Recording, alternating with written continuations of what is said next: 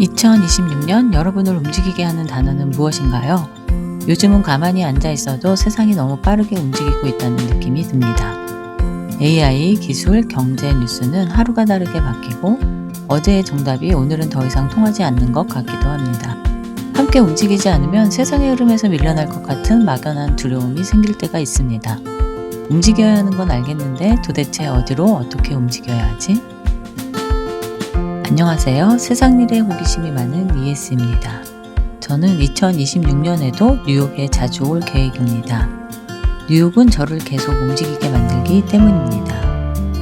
오늘은 2026년의 첫 번째 키워드, 움직임에 대해 이야기해 보려고 합니다. 이 이야기는 정답을 알려주는 이야기는 아닙니다. 그냥 망설이고 고민하고 조금씩 움직이고 있는 한 사람의 이야기입니다. 그리고 아마 이 이야기가 여러분의 이야기와도 꽤 많이 닮아 있을 거라고 생각합니다. 첫 번째, 집 이야기입니다. 부동산에 대해 전문적인 이야기는 어려워서 투자가 아니라 살고 있는 집에 대한 이야기를 해보려고 합니다. 집이라는 공간은 생각보다 우리 삶과 많이 닮아 있습니다. 가족의 형태가 바뀌고 생활 패턴이 달라지고 나이가 들수록 필요한 공간도 계속 달라집니다. 예전에는 크고 비싸고 멋진 집이 좋다고 생각했습니다. 비싼 가구, 유행하는 인테리어가 내 삶의 기준이었던 적도 있습니다. 하지만 시간이 지나고 보니 그 가구들이 이사를 망설이게 만드는 이유가 되기도 했습니다.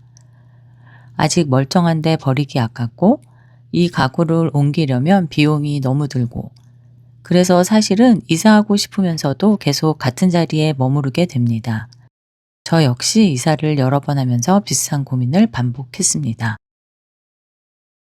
그런데 아이러니하게도 이사를 하고 나면 늘 비슷한 생각을 하게 됩니다. 아, 진작 옮길 걸. 집을 바꾸면 동선이 바뀌고 생활 리듬이 바뀌고 생각까지 조금씩 달라집니다.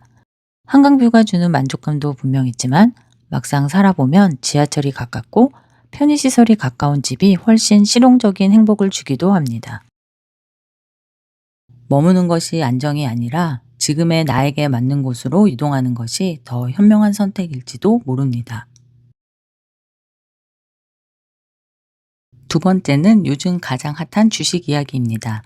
주식도 전문적인 이야기는 어렵기 때문에 종목의 움직임에 대하여 이야기하려고 합니다.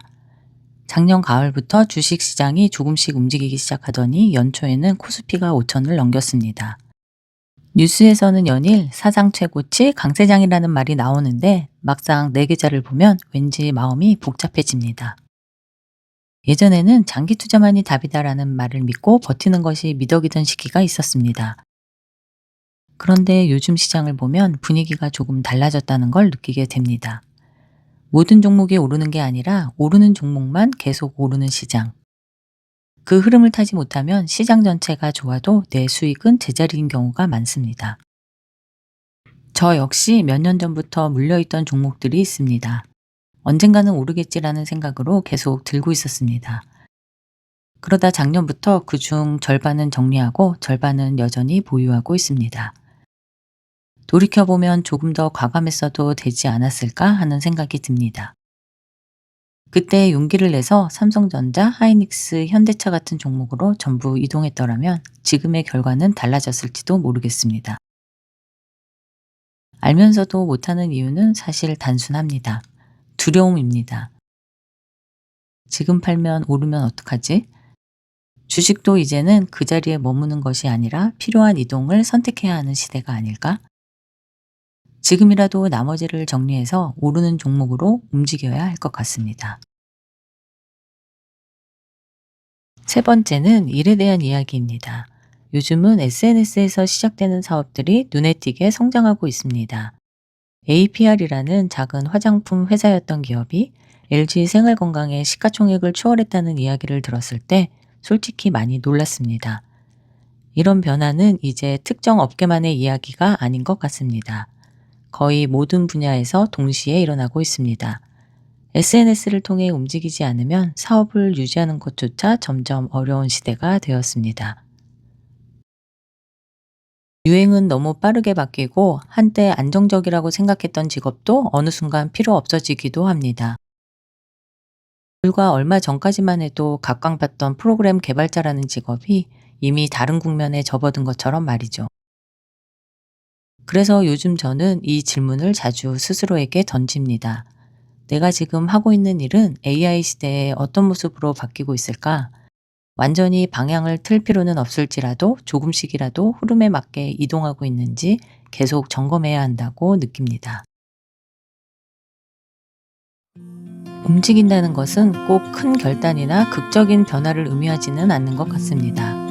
집에서, 주식에서, 그리고 내가 하는 일에서 조금씩이라도 지금의 나에게 맞는 방향으로 자리를 옮기는 것. 어쩌면 2026년의 무브는 남들보다 빨리 가는 것이 아니라 멈춰있지 않으려는 태도일지도 모르겠습니다. 지금 이 영상을 보고 계신 여러분도 아마 각자의 자리에서 비슷한 고민을 하고 계실 거라 생각합니다. 오늘 이 이야기가 내 이야기라고 느껴진다면 이미 여러분도 조금은 움직이고 계신 것입니다. 오늘 이야기는 여기까지입니다. 다음에 또 다른 이야기로 돌아오겠습니다. 구독과 좋아요는 큰 힘이 됩니다. 감사합니다.